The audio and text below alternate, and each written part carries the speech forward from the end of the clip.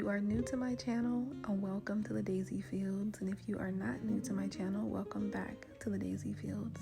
So this is the Swirling in Love Part 2 Cold Process Soap. The infamous 2025 just started, but I already have a soap fail. Yes, this is the video, but I don't want to get too deep into that. Just know that, guys, that is something that I titled the video. That does not mean that the soap is a fail. But going straight into this video, as you can see, guys, I did not record me measuring out anything for this soap.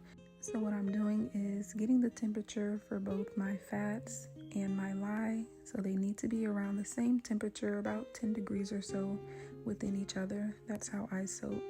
And then I will combine them and stick blend. Because I am doing a design that requires a lot of time to pour each layer, I stick blend just until emulsion, and then I will hand stir for the rest of the time, just so that my batter doesn't thicken up too early.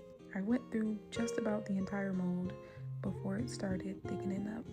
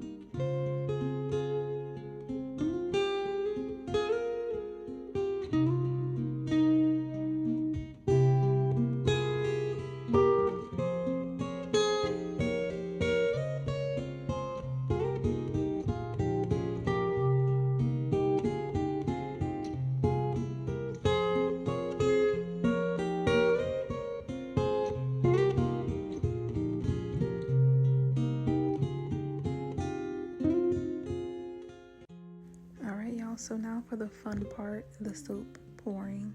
So since this is a part 2 to the initial Swirling in Love Part 1 Cold Process soap, I stuck with the same colors minus the gold, and I am using the same techniques.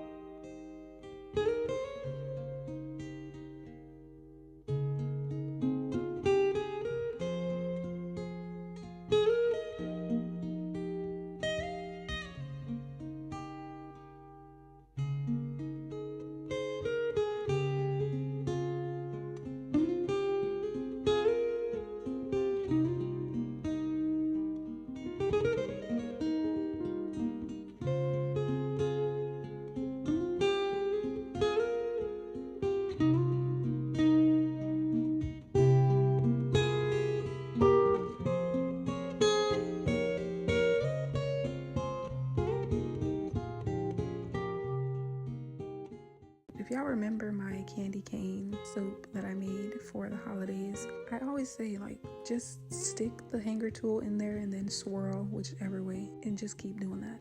And I I told myself that I was going to pull the hanger tool up from the center so that it can make a heart, and you'll be able to kind of see that when I actually cut the soap. And it is scented with the Love Spell fragrance, so it smells really good. I love this soap. I would say it's in my top 5 soaps that I've ever made.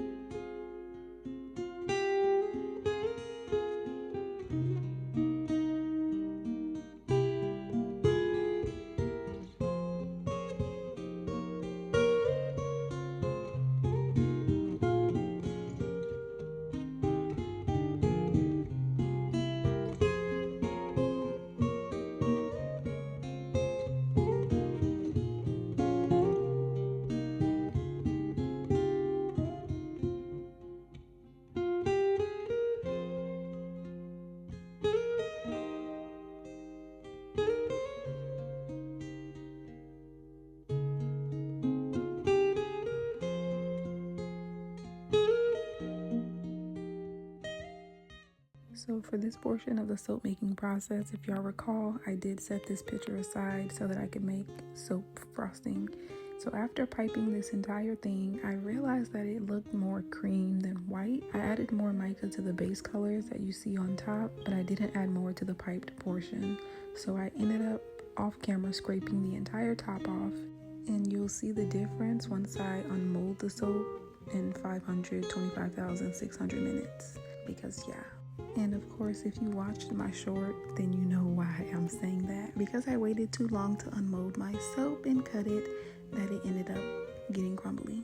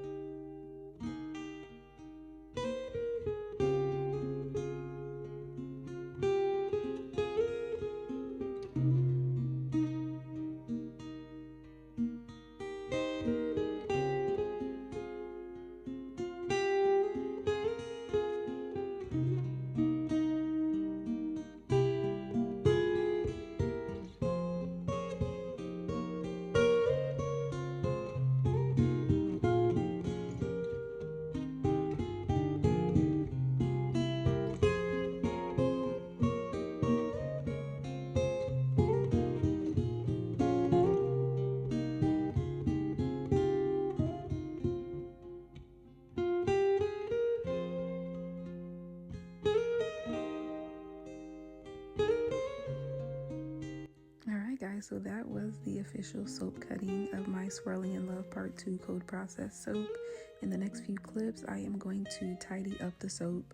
So for all of my soaps, if I don't do it on camera, know that I'm doing it off camera. I am going to clean up each bar exactly how I want to clean it up.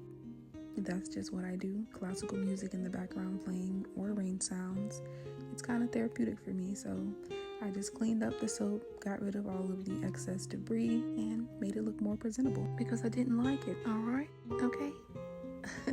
No, but seriously, okay? But anyways, guys, we are getting close to the end of the video. I hope that you guys enjoyed this video, and of course, this soap will be listed on my website once it drops. But anyways, Blooming Beauty, tell me what what you think about the soap. And don't forget to like, comment, and subscribe. And I'll see you in the daisy fields another time. Bye.